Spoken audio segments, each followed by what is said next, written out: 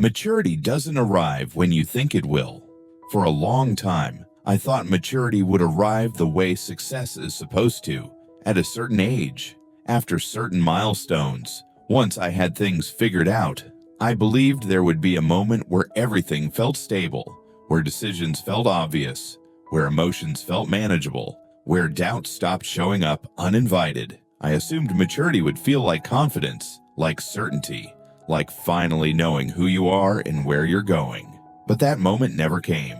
Instead, maturity arrived quietly, not as clarity, but as restraint. It showed up in the moments I didn't react the way I used to, in the pauses between what I felt and what I chose to say, in the growing awareness that not every thought needed a voice, and not every emotion needed an audience. Maturity didn't feel empowering at first. It felt unfamiliar, like realizing that the version of me who always needed to respond, to explain, to be understood was slowly stepping aside, not because I didn't care anymore, but because I was starting to care about different things. Peace, clarity, energy. Maturity didn't make life easier, it made it quieter, and in that quiet, I began to notice how much noise I used to create just to feel secure. When you stop proving who you are, one of the clearest signs of maturity is how little you feel the need to prove yourself, not in a dramatic way, not with arrogance or emotional distance, but with a calm understanding that explanation doesn't always lead to respect. At some point, you realize that repeating yourself doesn't create clarity, it creates exhaustion. You stop over-explaining your choices. You stop defending every boundary. You stop correcting every misunderstanding, not because you've given up, but because you've learned where your effort actually matters. Maturity teaches you that some people don't misunderstand you. They simply prefer a version of you that benefits them. And once you see that, something shifts. You no longer feel responsible for how others interpret your growth. You let actions speak without narrating them. You let distance exist without justifying it. You allow silence to do the work words used to fail at. This isn't withdrawal, it's discernment. It's understanding that your energy is not unlimited, and maturity is knowing where not to spend it. Maturity is learning what to walk away from. When we're younger, we believe maturity is about endurance, about staying, fixing, holding things together. We think walking away means failure, but maturity reframes that completely. It teaches you that walking away is sometimes the most honest response. Not every relationship deserves continued access. Not every conversation deserves another attempt. Not every dynamic deserves your emotional labor. Maturity is recognizing patterns instead of waiting for closure. It's noticing when accountability never arrives, when apologies repeat, but behavior doesn't change.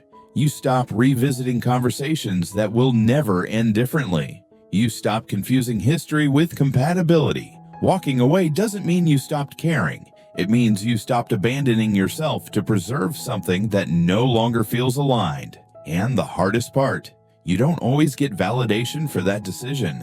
Sometimes maturity looks like leaving quietly, without announcements, without explanations, just a gradual absence from places that cost you clarity. Emotional maturity is quiet. Emotionally mature people aren't less emotional. They're just more responsible with what they do with those emotions. They don't expect others to regulate their reactions. They don't make discomfort someone else's obligation to fix. They feel deeply, but they respond deliberately. They know the difference between expression and projection, between honesty and emotional unloading. Maturity is realizing that just because something is true doesn't mean it needs to be said. And just because you feel something doesn't mean it needs immediate action. You learn to sit with discomfort instead of discharging it onto others. You learn to pause instead of escalate. This kind of maturity is rarely celebrated. It doesn't look impressive. It looks calm. And in a world that thrives on reaction, calm can feel invisible. But calm is powerful because it's chosen again and again.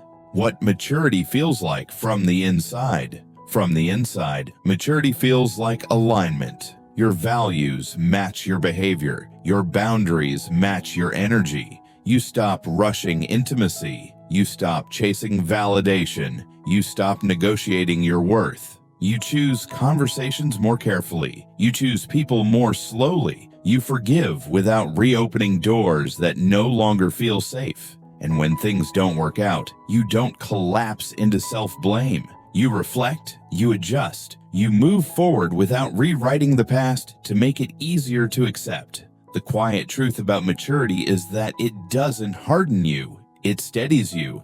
You become less reactive, less defensive, more grounded. You're no longer trying to be understood by everyone. You're focused on being in integrity with yourself. And that changes everything.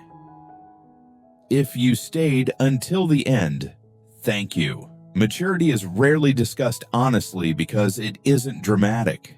It doesn't announce itself, it doesn't impress, but it shapes every meaningful part of our lives. This channel exists to make space for those quieter shifts. If this reflection resonated with you, you're welcome to stay for the next one. And whether you do or not, I hope you continue choosing growth that feels honest, not performative. I wish you and your family health, steadiness, and the kind of maturity that protects your peace without costing you who you are.